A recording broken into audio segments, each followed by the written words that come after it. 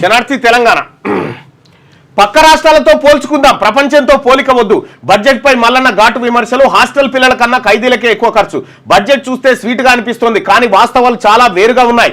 గత బడ్జెట్ లో 80% ఖర్చు చేయలేకపోయారు. 7 ఏళ్ల తర్వాత హాస్టల్ ఏదో లింక్ ఉండే కదా, దయచేసి మార్నింగ్ న్యూస్ చూస్తున్నటువంటి మిత్రులారా ఒక లింక్ గురించి మీకు ఎక్స్ప్లెయిన్ చేయాలి. ఇక్కడ ఉందా?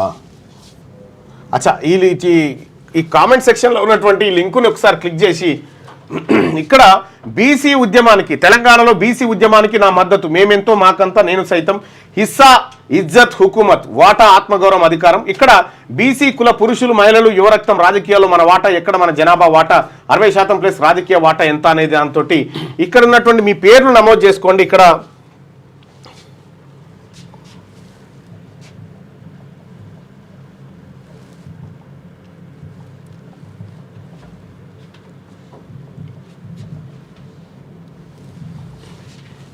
ఇట్లా నమోదు చేసుకొని Teenmar Mallanna CH BCD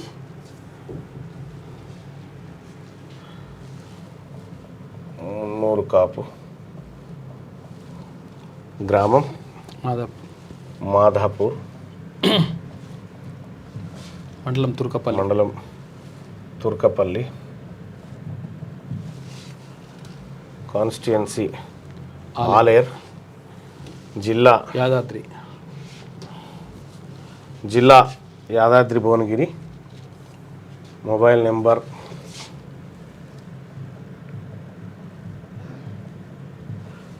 yes. ఇట్లా మీ వివరాలు నింపి సబ్మిట్ కొట్టండి.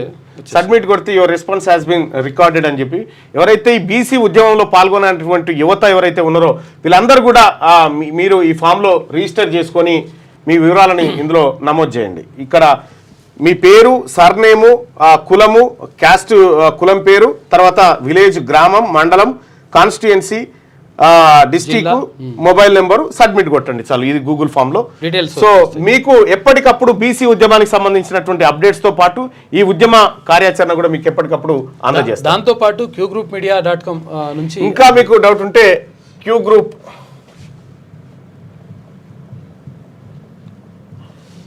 గ్రూప్ మీడియా అని ఉంది కదా, ఈ queue group media direct click చేస్తే కూడా అక్కడ కూడా వస్తుంది. ఇక్కడ క్లిక్ చేస్తే కూడా వచ్చేస్తుంది. ఇక్కడ పాల్గొనడానికి ఇక్కడ క్లిక్ చేయండి అని చెప్పి ఇది క్లిక్ చేస్తే మీకు ఫామ్ వచ్చేస్తుంది. qgroupmedia.com. అయితే ఇది కొట్టడంతో పాటు అసలు యాక్చువల్గా ఇది qgroupmedia.com ని మీరు ఇక్కడ ప్లే స్టోర్ నుంచి డౌన్లోడ్ చేసుకోవచ్చు. ప్లే స్టోర్ నుంచి కూడా డౌన్లోడ్ చేసుకోవచ్చు. కాదు, అక్కడ ఏది అప్డేట్స్ వస్తాయి, ఎప్పటికప్పుడు మనకు అప్డేట్స్ అందుతాయి. సో అట్లాగే మార్నింగ్ ని చూస్తున్నటువంటి మిత్రులారా, ఆ లింక్ ను కూడా మీరు మన బీసీ గ్రూప్లలో, బీసీ వేదికల మీద ఈ లింకును షేర్ చేయాల్సిందిగా మీ అందరూ లింక్ ఉంటుంది రిక్వెస్ట్ చేస్తా ఉన్నాం.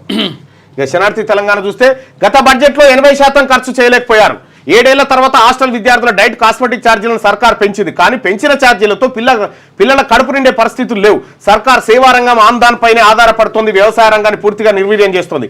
ఈ బడ్జెట్ లో ప్రభుత్వం బీసీలను పట్టించుకోలేదు. శాసనమండలిలో ఎమ్మెల్సీ తీన్మార్ మల్లన్న అంటూ నిన్న నేను మాట్లాడినటువంటి అంశాలన్నీ ఇక్కడ ప్రధాన వార్తగా చూడొచ్చు.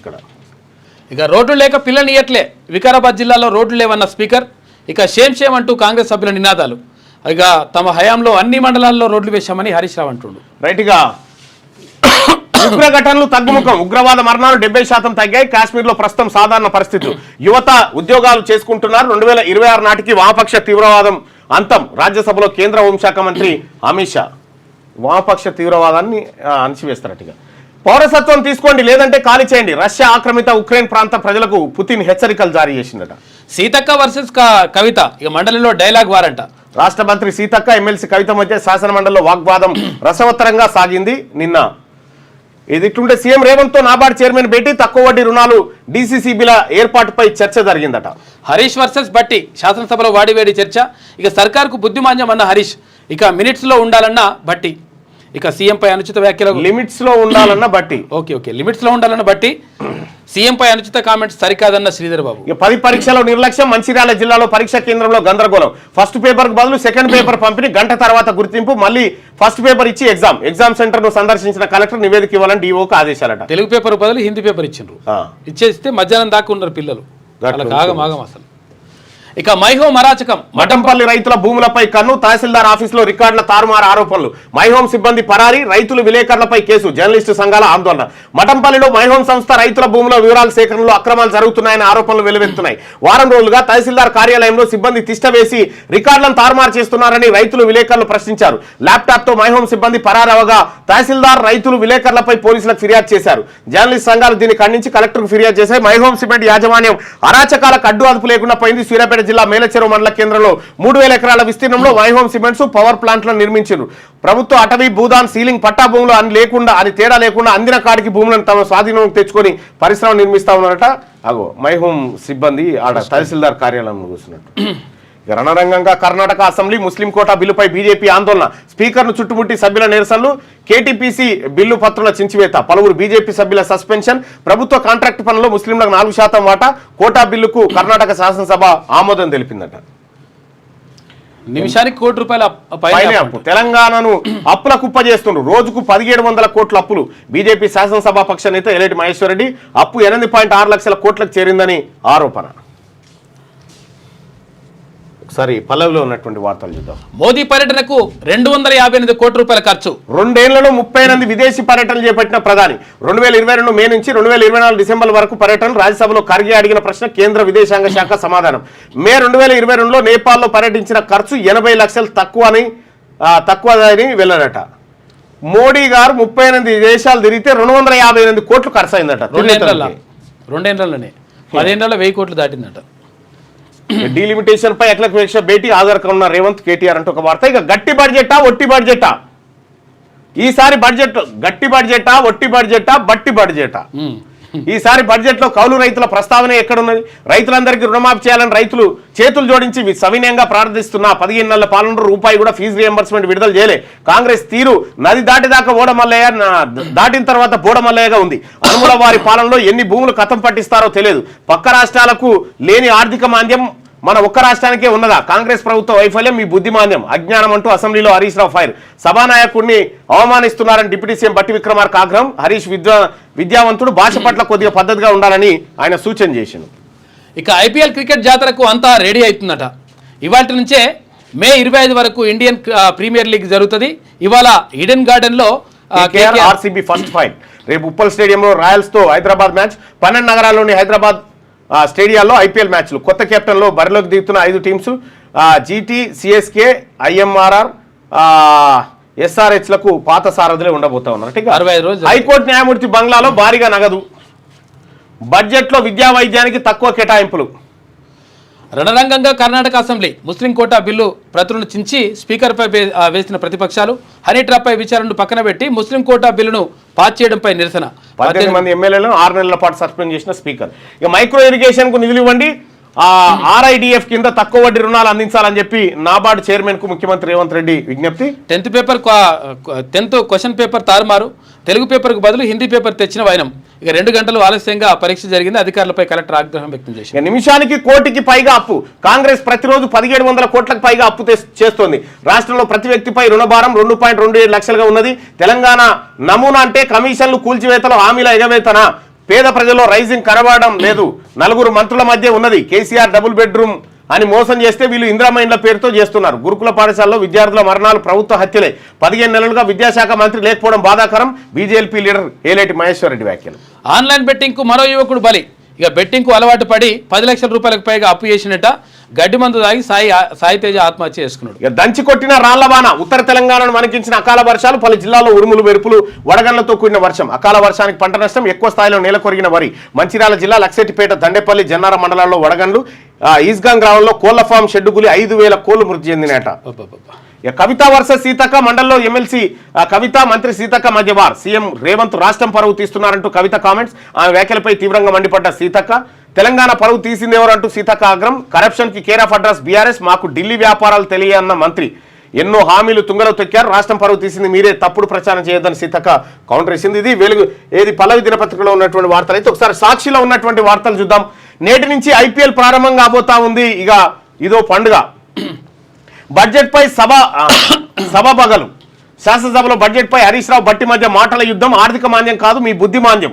ఆర్థిక విధ్వంసం చేసిన మీరా విమర్శించేదంటూ పరస్పర విమర్శలు చేసుకున్నారు నిన్న సభలో.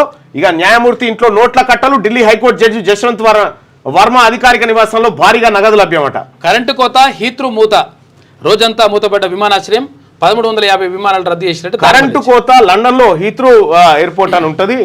ఆ ఎయిర్పోర్టు నిన్న మూతపడ్డదట. 1350 విమానాలు రద్దయినాయి, దారి మళ్ళీ అట. ఇప్పుడు వీళ్ళు లేనిలేవుగా వార్తలు. ఫస్ట్ పేజ్ ఆడే ఎక్కువ ఇచ్చినట్టున్నారు. ఈనాడు చూద్దాం.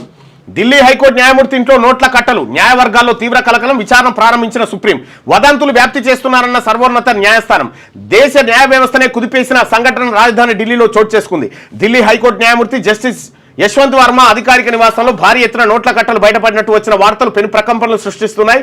న్యాయమూర్తి అధికారిక నివాసంలో అగ్ని ప్రమాదం జరగడంతో ఆర్పేందుకు వెళ్లిన సిబ్బందికి అనుకోకుండా అక్కడ భారీగా నోట్ల కట్టలు దర్శనమిచ్చినట్టు వార్తలు రావడంతో సుప్రీం కోర్టు కొలీజియం ఈ అంశంపై అత్యవసరంగా విచారణ ప్రారంభించింది. జస్టిస్ యశ్వంత్ వర్మను అలహాబాద్ హైకోర్టుకు బదిలీ చేసే ప్రక్రియను ప్రారంభించినట్టు పేర్కొంది. దీనిపై అంతర్గత విచారణ జరిపి సమగ్ర నివేదిక సమర్పించాలని ఢిల్లీ హైకోర్టు ప్రధాన న్యాయమూర్తి జస్టిస్ డీకే ఉపాధ్యాయని ఆదేశించింది. ప్రాథమిక విచారణ కేవలం తొలి అడుగు మాత్రమేనని, ఈ అంశంపై మరిన్ని చర్యలుంటాయని తెలిపింది. అయితే జస్టిస్ వర్మను అలహాబాద్ హైకోర్టుకు బదిలీ చేయాలన్న ప్రతిపాదనను నోట్ల కట్టల వ్యవహారానికి ఎలాంటి సంబంధం లేదని స్పష్టం చేసింది. జస్టిస్ వర్మ నివాసంలో జరిగిన ఘటనపై అబద్ధపు సమాచారాన్ని వదంతులు వ్యాప్తి చేస్తున్నారని ఆక్షేపించింది. ఢిల్లీ హైకోర్టు ప్రధాన న్యాయమూర్తి జస్టిస్ డీకే ఉపాధ్యాయ ఈ ఉదాంతంపై స్పందిస్తూ తీవ్రమైన ఆవేదన, దిగ్భ్రాంతిని వ్యక్తం చేశారు. మరోవైపు న్యాయమూర్తి నివాసంలో తమకు ఎలాంటి నగదు లభించలేదని ఢిల్లీ అగ్నిమాపక విభాగం వెల్లడించింది. కొలీజియం సభ్యులు సీరియస్ అయ్యారట. 5 సభ్యులున్న కొలీజియంలో కొందరు సభ్యులు వర్మ పైన సీరియస్ అయ్యారు. ఇక చెన్నైకి రేవంత్ రెడ్డి, మహేష్ కుమార్ గౌడ్ నియోజకవర్గాల పునర్విభజనపై సదస్సు ఇవాళ ఉంటుంది. ఇక బాలస తరఫున కేటీఆర్ హాజరవుతున్నాడు. వచ్చే ఏడాది కరెంటు ఛార్జీల పెంపు లేదు, ఈఆర్సీ విచారణలో తెలంగాణ రాష్ట్ర ప్రభుత్వం తెలిపింది. ఇక ఆర్థిక వ్యవస్థను గాడిన పెడుతున్నాం, హామీలను పక్కగా అమలు చేస్తున్నాం. 10 ఏళ్లలో భరాసా ప్రభుత్వ ఖర్చు 16.70 లక్షల కోట్లు.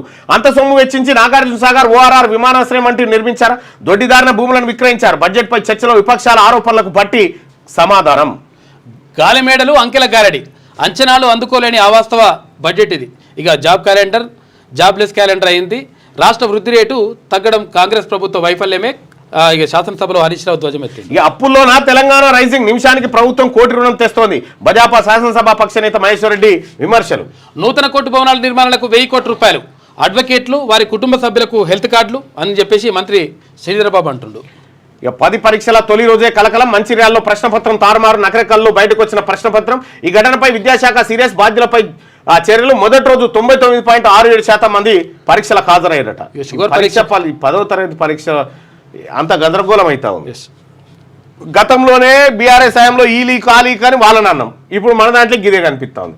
షుగర్ పరీక్షకు కాంతి మార్గం, సూది లేకుండా గ్లూకోజ్ స్థాయి నిర్ధారణ ఐఐఎస్సి శాస్త్రవేత్తల పరిశోధన ద్వారా తేలిందట.